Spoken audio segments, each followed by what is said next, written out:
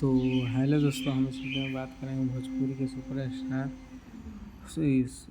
सौरभ सिंह के जी के बारे में, सूरज सिंह के बारे में, जो कि बहुत ही अच्छा गाना गाते हैं और इनका काफ़ी गाना हिट भी हो चुका है। तो दोस्तों, इनका सौरभ सिंह का एक गाना आने जा रहा है जो कि VR म्यूजिक से गाना आने जा रहा है, जो कि गाना के नाम है गरई गरई मछिया, जो कि लोकगीत होने जा रहा है। और ये गाना में काम कर रही है रानी एक्ट्रेस जी, और इसमें फीमेल सिंगर गाई है शिल्पी राज जी।